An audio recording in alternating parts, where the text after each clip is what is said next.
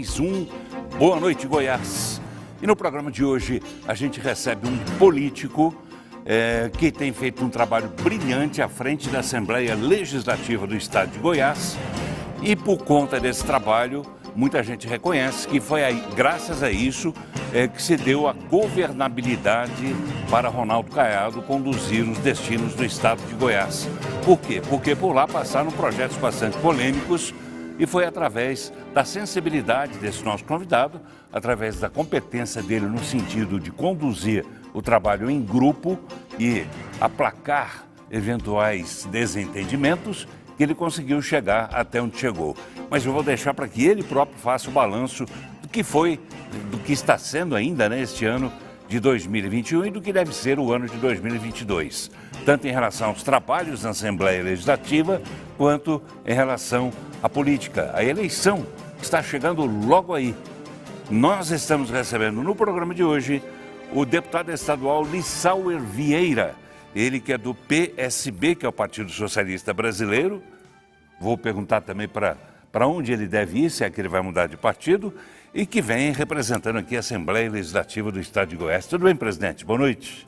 Boa noite, Paulo. Boa noite a todos os telespectadores do programa Boa Noite Goiás, da TV Brasil Central. Para nós é uma alegria, mais uma vez, voltar aqui a esse programa de tão grande audiência e que debate os assuntos de interesse da nossa sociedade, no que tange a administração pública, a nossa atuação na Assembleia Legislativa, como também na política. É um prazer falar com todos vocês. E é um prazer recebê-lo aqui também, presidente. Lembrando que esse programa aqui é uma parceria, inclusive, com a TV Alego, com a TV da Assembleia Legislativa do Estado de Goiás. A TV Brasil Central e a TV Alego tem um convênio, tem uma parceria que permite, com que a gente possa apresentar programas. Inclusive, esse programa está sendo exibido nesse momento também ao vivo pela TV Alego, a TV da Assembleia Legislativa do Estado de Goiás. Se você quiser participar, o nosso telefone para a sua interação com o nosso convidado é o WhatsApp 98200-3223, 98200-3223. Não se esqueça de colocar o seu nome no início da mensagem para que a gente possa identificá-lo. E lembrando também ao pessoal de Rio Verde, que é a região que o senhor representa, que se quiser conversar com o presidente também está convidado, o pessoal de Rio Verde, onde existe lá uma retransmissora também, uma repetidora, não é isso, da TV Brasil Central? É, TV Rio Verde. A TV Rio Verde. Então o pessoal está lá, com os comandados do Paulo, a Suene, naturalmente, deve, a uma altura dessa do campeonato, deve estar todo mundo ali grudado no televisor e grudado no trabalho, porque é importante que essa entrevista chegue até o pessoal da cidade de Rio Verde e de toda a região onde o presidente Lissauer tem uma grande influência política. Então, se você quiser participar, você deve mandar a sua pergunta entre 8 e 9 horas da noite, porque depois, às 11h30 da noite, o programa é reprisado e, como é uma reprise, a gente não tem como incluir novas perguntas. Tá bem? A gente volta rapidinho. Muito bem, já estamos voltando e o programa de hoje recebendo o presidente da Assembleia Legislativa do Estado de Goiás, Lissauer Vieira, que é do PSB. Presidente, final de ano costuma ser um ano de um período de muito trabalho, muitos projetos que são enviados, principalmente pelo governo do Estado, alguns de autoria dos próprios deputados, mas a maioria geralmente é do governo do Estado. E projetos polêmicos, como esse, vamos começar por ele, o projeto que pretendia fatiar em 2 pagamentos o 13º salário para algumas categorias do governo do Estado. Por iniciativa da Assembleia, isso não vai acontecer, é isso? Não, Paulo, nós não vai acontecer, pelo menos agora, nós vamos esclarecer isso de fato, porque é um projeto que ele não tem tanta polêmica, mas foi gerado uma polêmica muito grande em cima dele. Esse projeto chegou na semana passada na Assembleia, ontem foi feita a leitura e encaminhado para a Comissão de Constituição e Justiça. O que acontece? Isso é uma regra federal, o E-Social cadastrou todos inclusive pessoas jurídicas e iniciativa privada também tem que se enquadrar dentro do E-Social. Isso é uma forma do governo federal fiscalizar mais, principalmente, a questão do imposto de renda no nosso país, das pessoas físicas.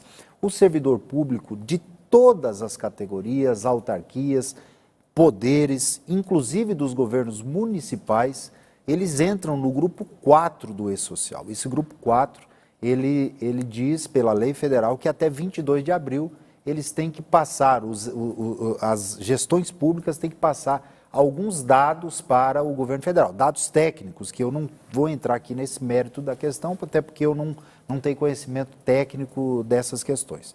A matéria chegou na Assembleia Legislativa, nós fomos avaliar essa condição e como é uma imposição do governo federal, e o governo federal, o Congresso Nacional, costuma impor para estados e municípios algumas situações bastante polêmicas e colocar as assembleias legislativas e câmaras de vereadores, governadores e prefeitos também em situação difícil. Está acontecendo agora na cobrança da taxa do lixo nos municípios, que o governo federal aprovou e está obrigando os municípios a se adequar e cobrar a coleta de lixo e também tratamento dos lixos e resíduos sólidos nos seus municípios. E agora aqui na Assembleia chegou essa matéria, nós estamos segurando a matéria por determinação minha, da Assembleia Legislativa, da presidência da Assembleia. Nós vamos segurar para chamar os técnicos do Ministério da Economia, essas pessoas que fizeram essa regra, nós vamos chamá-los aqui. Se eles não quiserem vir por convite, nós vamos convocá-los pela prerrogativa que o Poder Legislativo tem no ano que vem. Nós estamos no final do ano, então não tem como nós tramitarmos essa matéria, até porque no mais tardar na terça-feira que vem nós já deveremos encerrar as atividades parlamentares do ano de 2021. Então, na volta do recesso, nós deveremos chamar esse pessoal para uma audiência pública para esclarecer a todos os sindicatos, a representatividade dos servidores públicos, aos deputados estaduais, à imprensa do Estado de Goiás, o porquê que o governo federal está impondo isso aos estados e aos municípios para se adequar. Eu vou te citar um exemplo aqui, Paulo. O governo do estado paga, via de regra, 100% do 13º do servidor no mês do aniversário do servidor. Já a Assembleia Legislativa paga 50% e os outros 50% no final do ano. Qual que é a regra que o governo federal está impondo? Para ter os dados mais corretos de imposto de renda e outros impostos federais, possa deixar um percentual para o final do ano para efeito de cálculo dessa contribuição da pessoa física. Então, nada mais que uma regra federal que tem que ser aprovada pelos estados, que tem que ser implementada nos estados e municípios para todos os poderes e autarquias também, civis, militares, enfim, todos. Como nós temos até abril do ano que vem, nós queremos ouvir essas pessoas que fizeram essas regras e estão impondo a nós, até porque se eles fizeram via Governo Federal, Ministério da Economia, Receita Federal e Previdência Nacional, eles têm que vir aqui no Estado e dar todas as informações, nos trazer transparência. Então, o Poder Legislativo simplesmente não tem retirada de projeto do Governo do Estado, até porque é uma regra federal. O que nós estamos fazendo é dando o tempo necessário para o diálogo, para nós podermos votar essa matéria.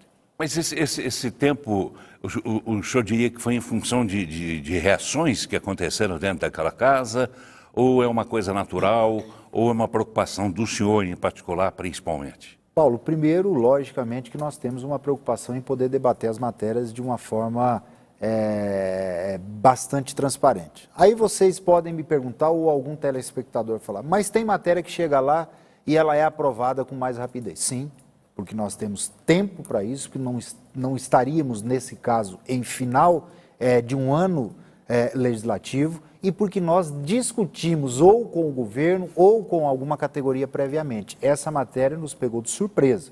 E aí houve, a gente tem que fazer uma meia-culpa, houve alguma falha de comunicação da própria parte técnica do governo do Estado, que encaminhou a matéria sem ter uma discussão prévia com os setores, logicamente, as entidades que representam as categorias de servidores públicos e também com os deputados. Então, por ato meu próprio, nós vamos segurar e realizar essas audiências públicas, ou uma audiência pública será suficiente no ano que vem. Tá, e aí reunindo, então, sindicatos e reunindo servidores também, representantes de servidores, como é que seria isso? Reunindo os deputados, as entidades que representam todas as categorias de servidores, prefeituras municipais que também são parte interessada nisso, porque vão ter que se adequar também, e, obviamente, os deputados estaduais para, dentro de quem, conversando com quem implementou essa regra, que foi o governo federal, possam esclarecer todos esses fatos. Também, até terça-feira, eu disse, pelo menos até terça, as sessões prosseguem. Até ela tem algum projeto polêmico ainda? Não? Ainda falando nesse projeto, Paulo, nós temos aqui uma tabela, o governador mostrou muito essa tabela no dia de hoje, onde ela mostra o cronograma de implantação. Então é importante mostrarmos isso, que estão aqui todos os grupos, o grupo 1, o grupo 2, o grupo 3, o grupo 4, ok? O grupo 4 fala aqui, ó, órgãos públicos e organizações internacionais. Ele tem até 22 de abril para implementar. Esses outros grupos, todos já foram implementados. Está aqui, ó, 19 de julho de 2021, 10 de maio de 2021, 10 de janeiro e 1º de maio. Aqui, esses outros grupos são empresas, entidades, empregadores, pessoas físicas. Então, essa tabela aqui não é uma invenção do governador do estado ou da Secretaria de Administração do Estado de Goiás. Essa tabela é do E-Social, está escrito aqui, ó, o E-Social é um programa do governo federal. Então, nós vamos implementar isso, o governo federal impõe aos estados e municípios, mas nós precisamos debater e discutir isso mais. Nós vamos ter um momento oportuno após a volta do recesso para podermos debater toda essa questão e fazermos com que seja aprovada ou não aprovada, mas que o governo federal possa vir aqui através do Ministério da Economia e atualizar nós, dar a transparência necessária para nós podermos votar esses E quando o senhor fala na volta do recesso, isso já significa quando a Assembleia já estiver na sede nova ou ainda não acontecerá isso? A Assembleia já estará na sede nova? É um assunto importante também que nós precisamos falar e esclarecer, até porque na última vez que eu estive aqui, Paulo, eu me recordo que foi passada uma matéria da nova sede, da construção, do andamento da obra. E eu falei aqui para você que em fevereiro nós estaríamos lá deliberando já matérias da nova sede da Assembleia. E isso eu reafirmo a todos os telespectadores, a toda a população. Nós estamos trabalhando duro, estamos fiscalizando quase que constantemente, semanalmente essa obra. O plenário já está sendo montado e em fevereiro, pelo cronograma da empresa, nós estaremos fazendo a primeira sessão do ano já da nova sede da Assembleia Legislativa. Na Casa Nova, então? Na Casa Nova. Casa Nova, o senhor está entusiasmado? Com certeza, não só eu, como todos os deputados estamos extremamente empolgados, até porque é um feito e uma conquista histórica, né? É verdade. Todos sabem que aquela nossa sede, primeiro, não é do Poder Legislativo do Estado de Goiás, é um prédio da Prefeitura de Goiânia e que desde 2005, que iniciou a obra dessa nova sede e por vários e vários anos não conseguiu dar andamento, ela estava paralisada e nós conseguimos retomar e fazer a gestão dessa obra. Já está na fase de acabamento? Como é que está? Já está na fase final, inclusive o mobiliário está sendo montado, alguns departamentos estão sendo já mudados para a nova sede. Claro que tem área de TI, cabeamento, isso tudo é muito, muito técnico e muito demorado, mas está andando bem dentro do cronograma que a empresa nos encaminhou. Já tem alguns departamentos funcionando lá? Já tem, nós temos o Departamento de Saúde e também a Escola do Legislativo que já está funcionando em fase de teste. Nós mudamos 2 departamentos para nós podermos nos adequar, porque uma mudança geral, ao mesmo tempo, às vezes, um problema ou outro pode causar. Então, já mudamos esses 2 departamentos, agora no mês de dezembro e janeiro vai ficar em fase de teste e durante o mês de janeiro nós vamos estar mudando gabinetes e outros departamentos. Tá, e enquanto isso, presidente, a Assembleia vai ter que ficar fechada? Como é que vai ser? Nós ficaremos um período fechados para a mudança. Não tem como você mudar toda uma estrutura sem fechar. Principalmente a questão de virada de chave. Nós temos sistemas de plenário, nós temos sistemas de votação, nós temos sistemas até mesmo de portal da transparência. Tudo isso precisa virar a chave, tecnologicamente falando. E para fazer essa virada de chave, nós precisamos ficar um período fora do ar, vamos dizer assim. Então, nós vamos ficar aí uns 10 a 12 dias paralisados. Lembrando você, mais uma vez, para a sua participação, basta usar o nosso WhatsApp 98200-3223, 98200-3223. Coloque o seu nome no início da mensagem, como fez aqui o Diomar. Diomar, que é lá de Rio Verde. O senhor conhece o Diomar? Por nome não estou lembrado. Não, mas ele dizendo que é auxiliar da TV Rio Verde, mandou um abraço, né, para o presidente da Assembleia Legislativa, o Diomar, da cidade de Rio Verde, Goiás. Você que é de Rio Verde, você que é de outras cidades também, pode mandar a sua mensagem, como faz aqui também outro telespectador, que é o Rafton, é isso? Boa noite, Paulo. Quero parabenizar o deputado Lissauer pelos seus trabalhos. Como é que o senhor próprio avalia o seu trabalho? Eu gostaria que o senhor fizesse agora uma análise pessoal, né, dessa condução que o senhor tem tido à frente da Assembleia Legislativa. O senhor considera que o senhor está indo muito bem ou ficou alguma coisa para trás ainda? Paulo, na vida pública, nem tudo que a gente quer a gente consegue. Primeiro pela burocracia, pelos entraves que tem o poder público. Todos nós sabemos que a velocidade que as coisas acontecem no poder público, elas são são bem menores do que na iniciativa privada. Você sabe que eu venho da iniciativa privada, sou empresário e produtor rural, então na iniciativa privada a gente consegue realizar com mais celeridade. Então, às vezes, algumas coisas nos deixam até mesmo chateados, porque você tenta fazer, implementar algum ritmo e você não consegue implementar esse ritmo como se fosse na vida privada, nas questões particulares da gente. Mas eu faço um balanço extremamente positivo, não só da minha atuação como presidente da Assembleia, e esses 2 anos, quase 3 anos que eu estou à frente da Assembleia Legislativa, me trouxe uma experiência, uma vivência muito grande em todas as áreas, e uma convivência com pessoas, né? Você tem que mediar conflitos também, você tem que ter o equilíbrio de todas as matérias que chegam, de poder dar oportunidade para os deputados, seja ele da oposição, ou que seja ele que defende os interesses da base governista, mas sempre equilibrando esses fatos. E, obviamente, que os meus primeiros 4 anos como parlamentar também me deu uma experiência. Eu falo que a vida pública, ela de fato, uma faculdade que a gente faz e nós aprendemos a cada dia. Então, eu faço um balanço positivo, obviamente, com muita responsabilidade, conduzindo o Poder Legislativo, conduzindo aqueles 41 deputados, aquela Casa de Leis, ajudando o governo a sair da crise. E eu posso dizer a você e afirmar, isso não é segredo para ninguém, o governador sempre afirma isso em todas as oportunidades que ele tem, da importância da parceria do Poder Legislativo com o Poder Executivo em benefício da população do Estado de Goiás. Aí alguém pode falar, peraí, mas algumas matérias que vocês votaram foram polêmicas e prejudicou alguns setores da sociedade, ou que seja, até mesmo do poder público. Olha, às vezes o homem público ele tem que ter coragem de enfrentar desafios, coragem de enfrentar dificuldades, porque se nós deixarmos as coisas acontecerem de qualquer forma, às vezes nós vamos ter um problema lá no futuro. É o que aconteceu, por exemplo, com a Previdência do nosso país e aqui do Estado de Goiás. Regras mal feitas no passado nos impôs a ter que fazer ajustes agora. É o que aconteceu em governos passados aqui no Estado de Goiás.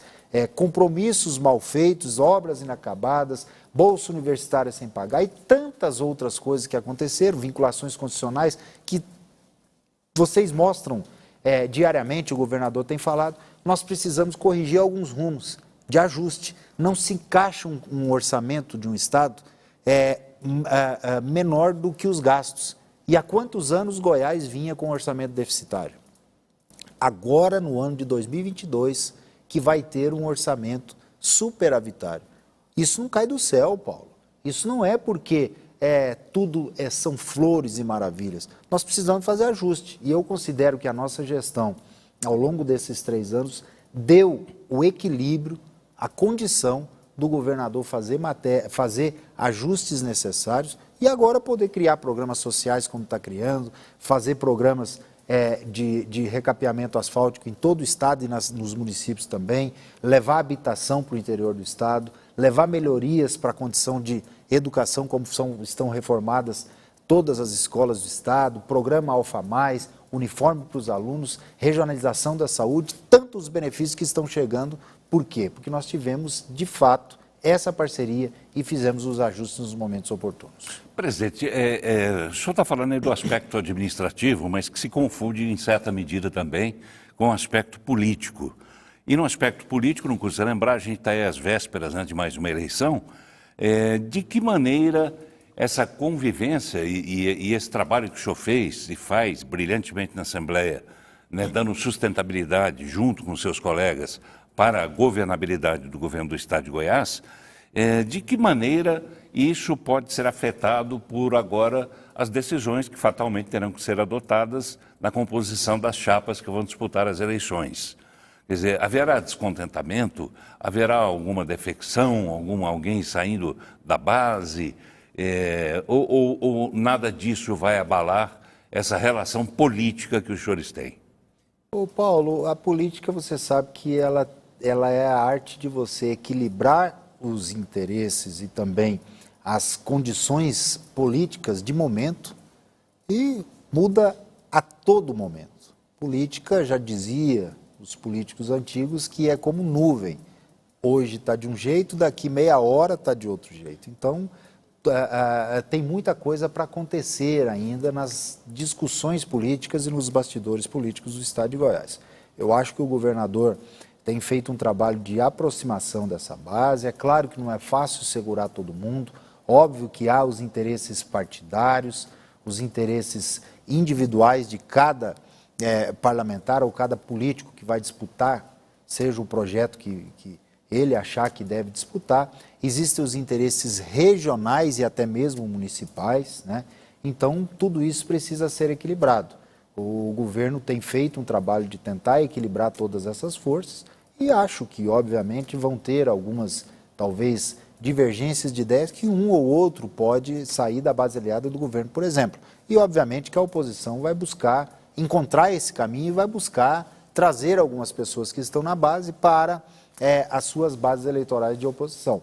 Vejo que ainda está muito cedo para essas discussões, vejo que a população quer resultado administrativo. Obviamente que o resultado administrativo ele reflete também no resultado das urnas, no resultado político nas eleições, e acho que o governador tem tentado equilibrar todas essas forças e essas condições de buscar ter a maioria dos deputados, a maioria dos partidos que são compostos em Goiás hoje na sua base.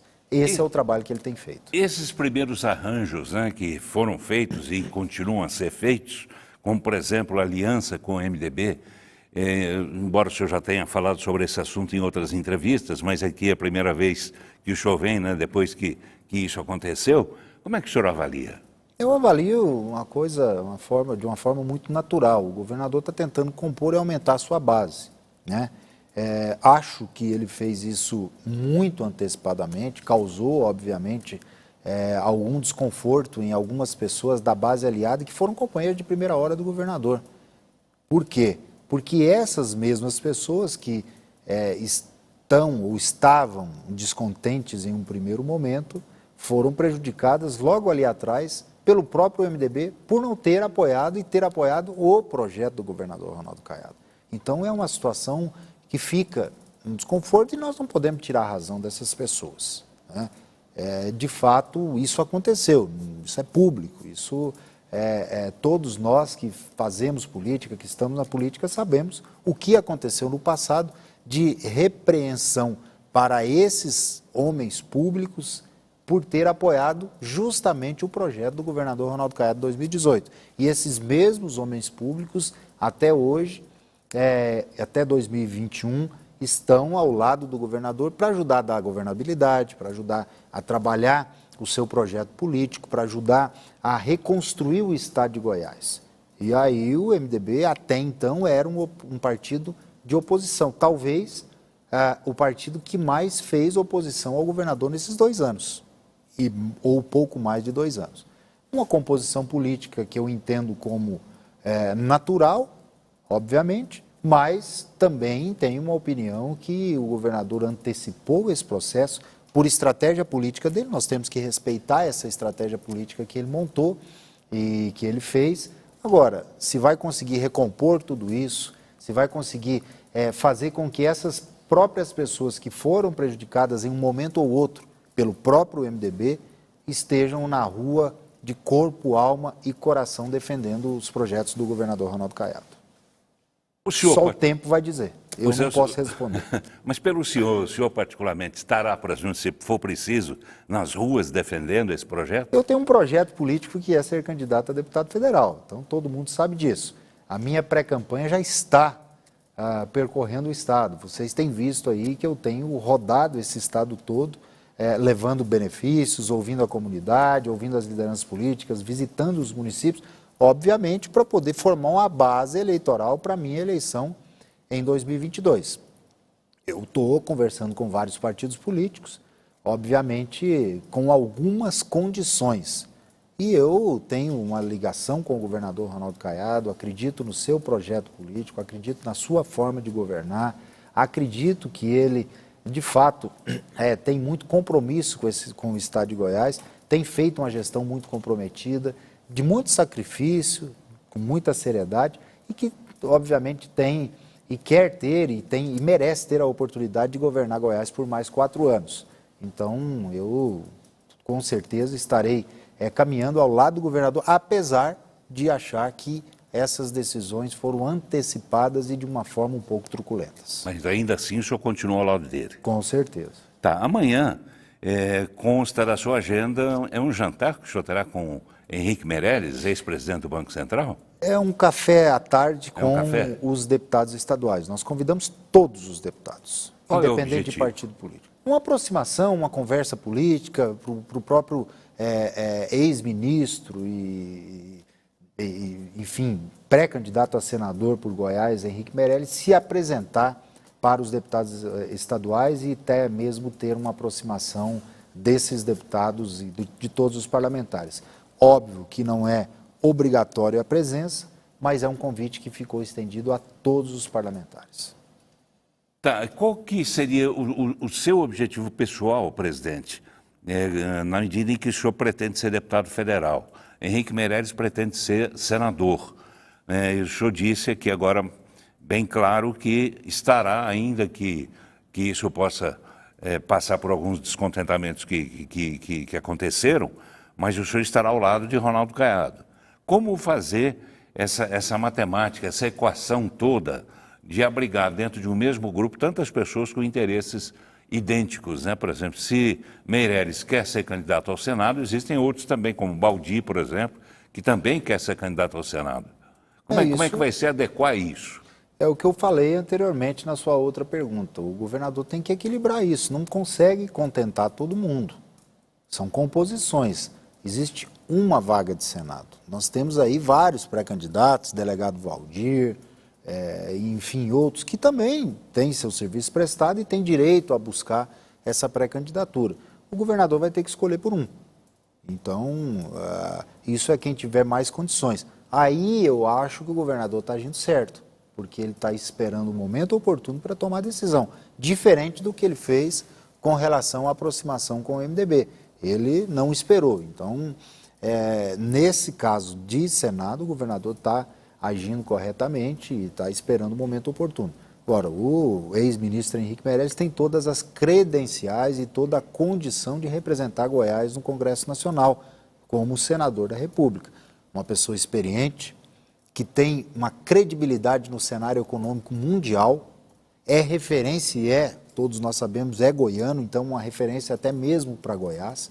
Tenho certeza que chega no Senado, mesmo com o primeiro mandato, se for eleito, se for candidato e for eleito, chega com uma respeitabilidade enorme com qualquer presidente da República, chega com condição de representar o Estado e com peso político e administrativo.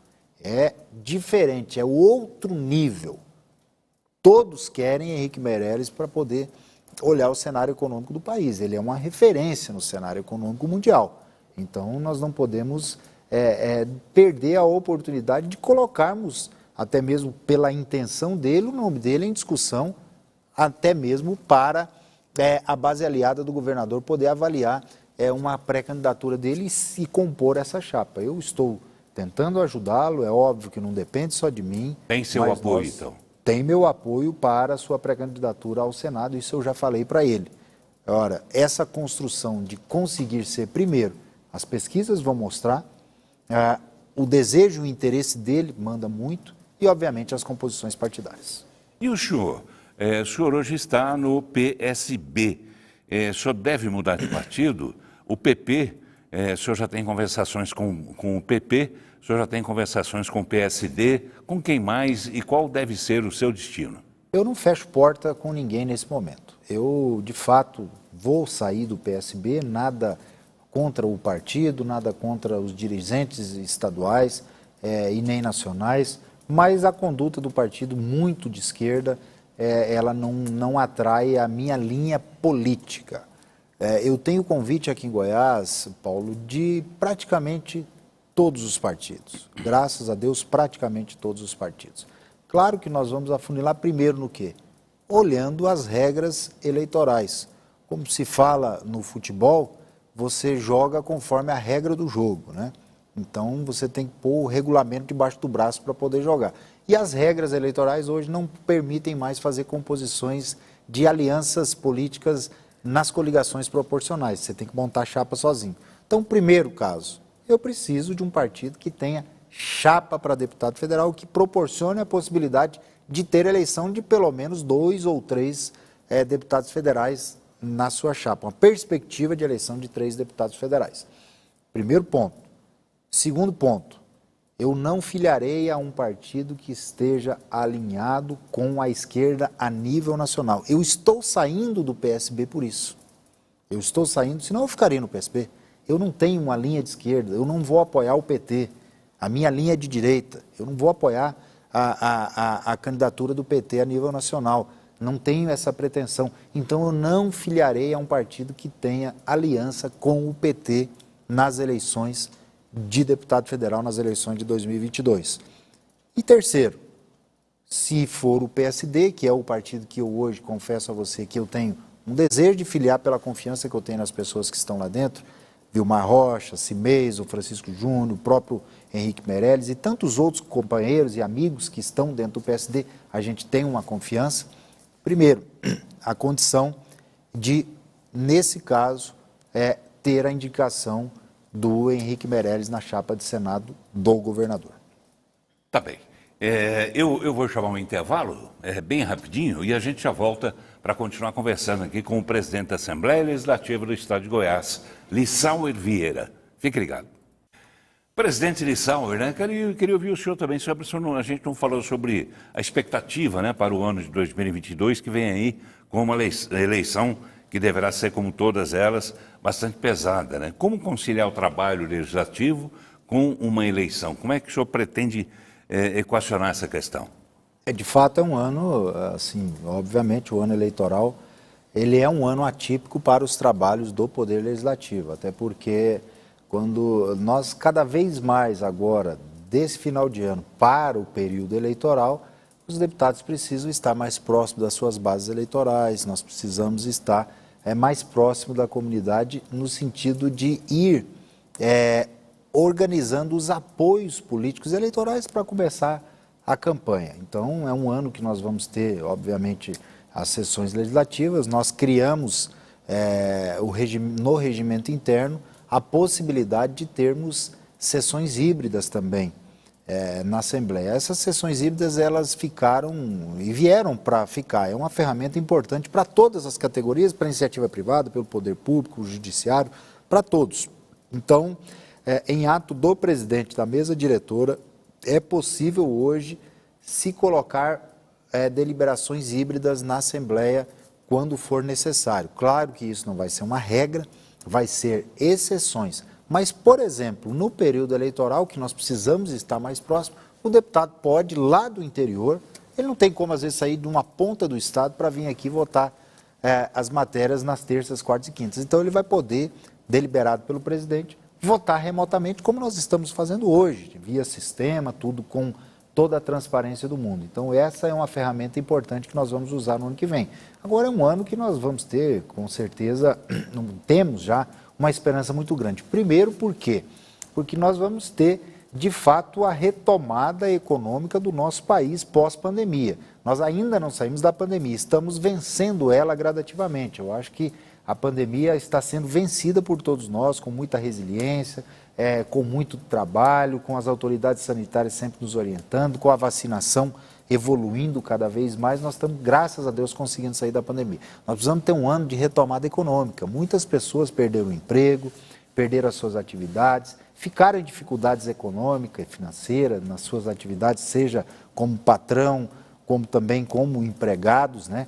Os empregadores, alguns setores de atividades paralisaram totalmente, foram extremamente prejudicados pela pandemia, e agora eu acho que é um ano de novas esperanças, de retomada econômica, e um ano importantíssimo para o país. Por quê? Porque é um ano de eleições nacional.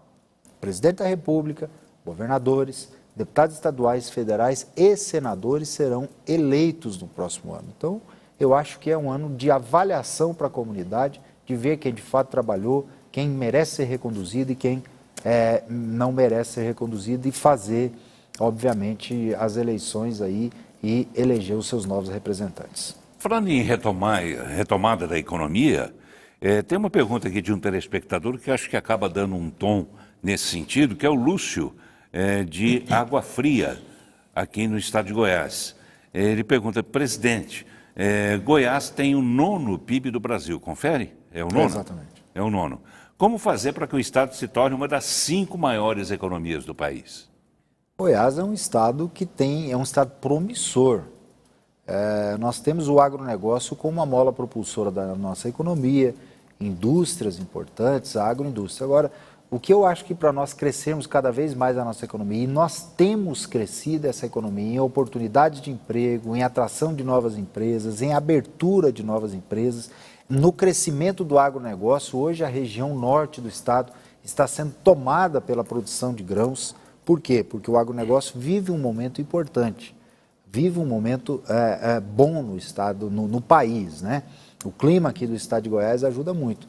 Agora, para nós podermos ter, de fato, o aumento da nossa economia, melhorar os índices econômicos e passar a ser gradativamente um dos 5 estados com a economia mais forte, com o PIB mais forte, nós precisamos entender uma coisa: a nossa densidade geográfica e até populacional não é tão grande com relação a outros estados. Por exemplo, São Paulo, Minas Gerais, Rio Grande do Sul, Paraná, que são estados bem maiores que Goiás, né? Não só com população, como também em território. Mas nós temos uma condição em agregar valor dentro do estado de Goiás. Se a nossa principal matéria-prima do agronegócio, que é a produção de grãos e de carne, nós temos aqui, nós precisamos cada vez mais incentivar que essas matérias-primas sejam processadas, industrializadas aqui, porque nós agregamos valor, Paulo. Essa agregação de valor, quando você pega um grão de soja e exporta ele diretamente, você não agrega valor nesse caminho, ele vai in natura. Mas quando você pega ele, faz o óleo de soja, faz o óleo degomado, faz o farelo de soja, industrializa esse produto, você agrega valor, vende o subproduto e ainda gera emprego e renda e acaba agregando, obviamente, mais impostos para o Estado. Então, o incentivo a novas indústrias, a novas empresas é fundamental para o crescimento da nossa economia. Mais uma pergunta que vem lá da sua Rio Verde. É o Edivan. Diz o seguinte: até quando nós, rioverdenses, agricultores, que trafegamos nessa GO 174, saída para Montevidéu, até quando a gente vai passar por essas dificuldades? A estrada com muitos buracos, tem grandes empresas nessa área e sempre acontecem muitos acidentes. E ele faz até um apelo aqui para que, de repente, o senhor possa interferir nisso. Edivan, primeiro eu quero te responder que essa rodovia que você fala, ela não é GO 174, é a GO 210. São 6,5 km do final da Avenida Pausanias de Carvalho de Rio Verde até o trevo do anel viário que vai para o Parque de Exposições da Tecnoshow comigo. Esses 6,5 km que estão em situação um pouco mais ruim. A partir daí, que vira GO 174 até Montevidéu e de Montevidéu até Iporá, está em perfeitas condições de trafegabilidade. Foi reformada recentemente e feita até mesmo as terceiras faixas nas subidas dos rios. O que acontece? Essa obra, ela foi feito um projeto, uma parceria do governo do estado com a iniciativa privada. Todas essas empresas que você falou que tem, principalmente nesse perímetro urbano da cidade, elas bancaram o projeto. Agora, se no poder público as coisas são difíceis, na iniciativa privada também não são fáceis. Esse projeto era para ter sido entregue na Goinfra em março ou abril do ano passado. Ontem nós tivemos uma reunião com o CODERV, com a CIRV, com o Sindicato Rural e produtores rurais. E mostramos isso. É só você perguntar para as entidades de classe aí da cidade que eles vão referendar o que eu estou falando. Entregou, que era para entregar em abril, a empresa só entregou em 29 de novembro desse ano. Então, há 15 dias atrás que foi entregue esse projeto. O projeto já está na Goinfra, em fase de análise. A Goinfra e o presidente Pedro Salles me prometeu, até amanhã, dia 15, entregar esse projeto analisado e aprovado. Assim que ele for aprovado, ele vai para licitação.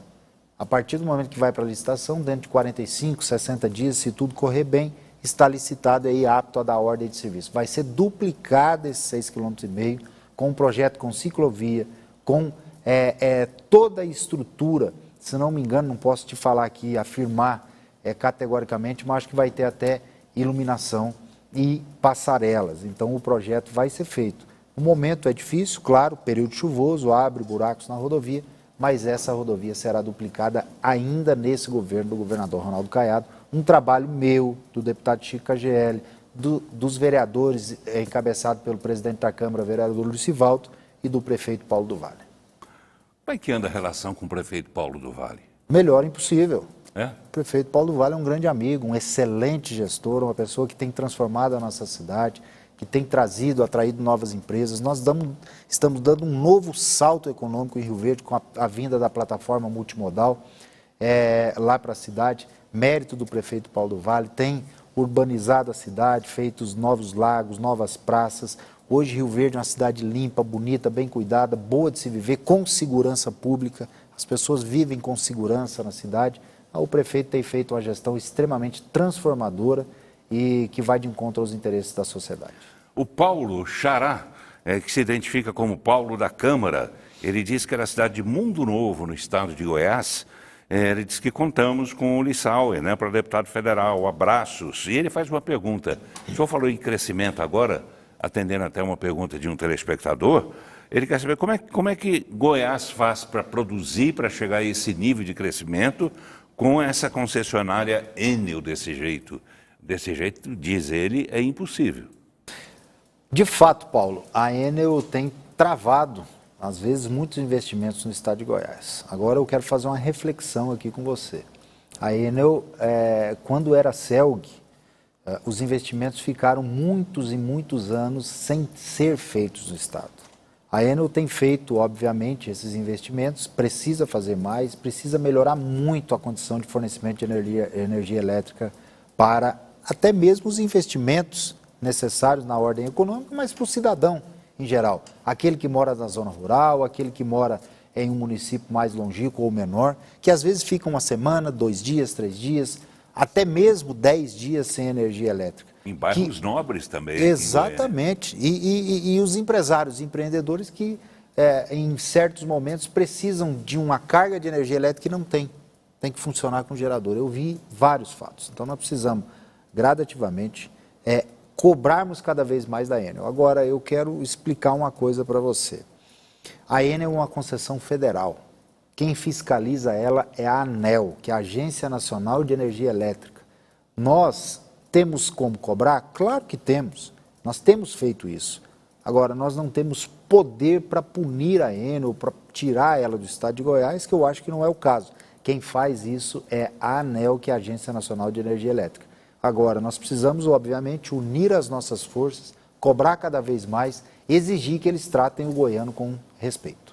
A Marilene tem uma pergunta para o senhor. Gostaria de saber dos seus projetos. Que projetos o senhor tem? E se o senhor quiser falar também sobre os que o senhor já realizou, como agora o senhor falou sobre esse trabalho da rodovia, que projetos o senhor tem para a sua cidade de Rio Verde? São vários. Nós trabalhamos em parceria com o prefeito, como eu falei aí da duplicação desse perímetro, praticamente o perímetro urbano da GO 210, que chega até a GO 174, saída de Montevidéu.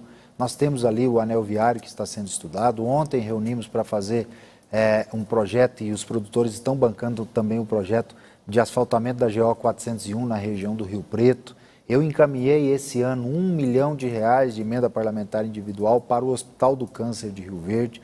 Nós conseguimos mais, eu não quero aqui cometer falha, mas foram mais de 30 milhões de reais nessa gestão do governador Ronaldo Caiado, que está recuperando todas as escolas estaduais do estado de Goiás, Colégio Frederico Jaime, Colégio do Sol. Nós conseguimos a segunda unidade do Colégio Militar inaugurar agora, recentemente, há um mês e meio atrás, o governador foi lá inaugurar o Colégio Sebastião do Vale, na região norte da cidade, lá mais precisamente do bairro Veneza, uma escola com mais de 1.000 alunos, militar, a segunda unidade do Colégio Militar. Nós conseguimos recursos para a saúde do município. Agora, no final do ano, estaremos recebendo mais um recurso de R$ 1,3 milhão através de emenda parlamentar minha também para a saúde do município.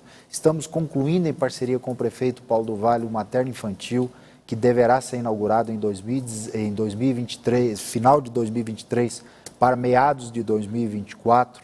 Nós temos projetos grandiosos para a educação e também para a infraestrutura do município. Tudo isso que tem acontecido em Rio Verde, na segurança pública, na saúde, na educação, na transformação da cidade, no desenvolvimento econômico, com a plataforma multimodal, com a atração de novas empresas e geração de novos empregos, tudo isso se dá pela parceria do governador do estado, do deputado Chico, da Câmara de Vereadores, liderada pelo presidente Lucivaldo, e também da minha participação como presidente da Assembleia Legislativa, em parceria com o prefeito Paulo do Vale, com a gestão pública municipal. Nós temos trabalhado incansavelmente para cada vez mais melhorar a condição de vida da população. Rio Verde é a cidade que eu represento, a cidade que eu sou de lá, não nasci lá, mas escolhi para viver, para criar minha família, que eu tenho empresas lá, que eu tenho a minha família morando lá. Então é a cidade, obviamente, não esquecendo dos outros 245 municípios do estado de Goiás, que é composto por 246 municípios, mas claro que a gente tem toda a atenção à nossa cidade de Rio Verde e temos trabalhado muito para poder honrar os votos da população e colocar essa cidade no patamar que ela sempre mereceu. E o pessoal de Rio Verde está ligado ao programa aqui. O nome desse telespectador é Manuel e ele quer falar mais uma vez sobre essa rodovia que passa por Montevidéu e eu gostaria que o senhor me ajudasse a identificar qual é o trecho que está ruim. Ele fala Montevidéu e Planalto Verde. É a outra. Essa é a rodovia GO 220. Essa rodovia ela vai de Montevidéu até a BR 164, não me recordo, mas é aquela BR que vai de Caiapônia a Jataí. Okay? Esse que está então, cheio de buraco, ele passa essa rodovia, de fato, ela foi feita uma uma operação tapa-buracos há algum tempo atrás. Esse período chuvoso é complicado, mas nós já estamos cobrando da Goinfra para poder fazer um paliativo agora e logo depois do período chuvoso fazer o que tem que ser feito, que é um recapeamento nessa rodovia. Um recapeamento é muito melhor do que o tapa-buraco, né? O Daniel Moraes, sempre assistindo ao programa, um abraço para ele. Zilmar, também de Rio Verde, nossa audiência em Rio Verde, através da TV Rio Verde, é uma coisa bastante grande. Boa noite, Paulo.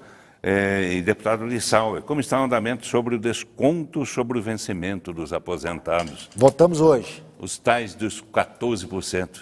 Votamos hoje.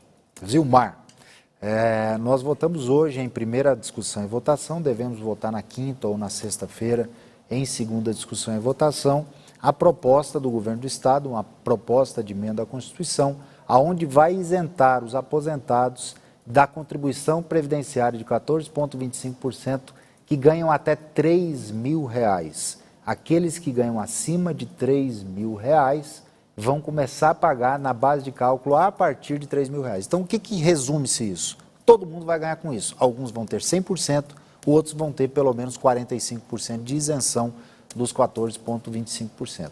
É o que foi possível. Nós sabemos que lá atrás foi feito isso porque era necessário, ninguém queria votar uma matéria dessa, mas era necessário porque, sob pena dos servidores e aposentados não receber, e vocês todos sabem que o governador pegou o estado com salários atrasados dos servidores públicos, com várias vinculações constitucionais, fornecedores e tantos problemas no estado de Goiás. Hoje é possível fazer isso. Então foi possível dar esse benefício para os aposentados e nós devemos aprovar essa matéria no final desse ano para ela passar a vigorar a partir de 1º de janeiro do ano que vem. Presidente, tem um telespectador aqui que mandou uma mensagem, só que chegou outra, sobrepôs-se a ela e eu não consegui guardar o nome do telespectador. Ele dizendo o seguinte: achei que a Laura, do Solange Parque, gostaria que os deputados divulgassem mais, né, o seu trabalho, as suas obras, para que nós goianos pudéssemos escolher melhor quando formos às urnas. Né? Existem várias maneiras, né? Uma delas é esse programa em que a gente dá um espaço bastante privilegiado, no bom sentido, para a Assembleia Legislativa, até porque existe uma parceria entre a TV Alego e a TV Brasil Central, e outro espaço também que é importante que as pessoas assistam, que é a própria TV Alego, não é isso? Laura, de fato o que o Paulo está falando aqui é importante. Primeiro, a TBC divulga, a TV Alego divulga, nós, deputados, temos as nossas plataformas de redes sociais que estamos divulgando diariamente, temos o portal da Transparência da Assembleia, as redes sociais da Assembleia, então, nós divulgamos muito. Às vezes o que não propaga às vezes até mesmo o interesse da comunidade. Você está fazendo o papel certo de acompanhar e de cobrar dos parlamentares a transparência devida aos seus atos. Mas se você entrar na minha rede social, na rede social de todos os outros parlamentares, você vai ver que nós trabalhamos o dia inteiro, que nós divulgamos o nosso trabalho, que nós fazemos isso. E uma forma de divulgar é fazer o que eu estou fazendo aqui agora, aqui no programa Boa Noite Goiás, junto com o Paulo Bergs, na TBC, comunicando para todo o Estado e prestando conta do nosso trabalho, que não é nada mais que a nossa obrigação. O portal da Alego também, também, né? O pessoal da Secretaria de Comunicação da Exatamente. Da Alego, que hoje faz nós belo divulgamos trabalho. Também os trabalhos da Assembleia em toda a imprensa do Estado de Goiás, na medida do possível.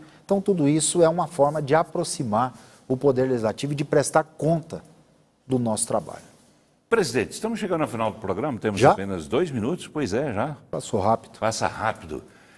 Temos apenas 2 minutos, eu vou deixar para que o senhor faça, sei lá, que o senhor passe um recado, de repente, de fim de ano, né, para o telespectador, que o senhor deixe uma mensagem para as pessoas já irem refletindo, principalmente em relação às eleições que estão chegando aí.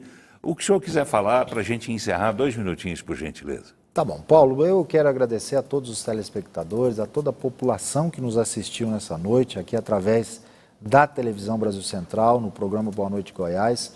Agradecer a todos vocês que sempre têm acompanhado o nosso trabalho. Essa é uma forma de nós prestarmos conta da nossa atuação legislativa. Eu me considero um servidor público. Eu estou na política porque eu quero trazer o benefício para a nossa sociedade, porque eu tenho desejo de ajudar de uma forma positiva o meu estado de Goiás. Acho e tenho certeza que esses anos, 6, quase 7 anos de vida pública, me deram uma credencial para poder disputar novos desafios. Ano que vem estarei disputando, se passar nas convenções, obviamente, uma eleição de deputado federal. Posso contribuir muito para o Congresso Nacional, posso contribuir muito para o Parlamento Goiano, para podermos trazer benefícios para a nossa população e para os 246 municípios do estado de Goiás. Então, eu acho que o fim do ano é o momento de nós fazermos um balanço do nosso trabalho, um balanço da nossa vida, do que nós vivemos. Nós passamos por uma pandemia, quantas pessoas se foram, quantas pessoas morreram, mas nós estamos aqui com saúde, com paz, abençoados por Deus. Então, nós precisamos, obviamente, fazer todo esse balanço, vermos o que nós erramos, o que nós acertamos, corrigirmos rumos. E o ano que vem vai ser um ano extremamente importante para todos nós. Às vezes as pessoas, Paulo, focam muito na eleição majoritária de presidente da República, de governador, e esquecem de avaliar as eleições proporcionais. Muita gente decide votar no seu representante proporcional, que seja deputado estadual, deputado federal, às vezes até mesmo senador e vereadores, decide votar no último dia. Não acompanha a campanha, não acompanha o trabalho. Não faça isso. Acompanhe o trabalho do seu parlamentar, acompanhe o trabalho da pessoa que você vai decidir votar e acompanhe a campanha eleitoral também dessas campanhas e candidaturas proporcionais, que nesse caso do ano que vem vai ser deputado federal, estadual e também senador da República. Porque o Congresso, o nosso sistema de democracia, o Congresso Nacional, o Legislativo tem muita força. Então eu desejo a todos vocês, a toda a população do estado de Goiás, um Feliz Natal e um ano novo, um ano de 2022 cheio de paz e de prosperidade. Muito obrigado a todos, boa noite a você, Paulo, e boa noite ao nosso estado de Goiás. Muito obrigado, presidente. Boa noite para o senhor também e que o senhor tenha um belo Natal junto com a família. Amém. Também. Eu sei que o senhor é família, né? Muito ligado à família. Tomara que os senhores tenham um belo Natal. E você, telespectador, obrigado aí pela companhia. A gente volta amanhã. Até lá.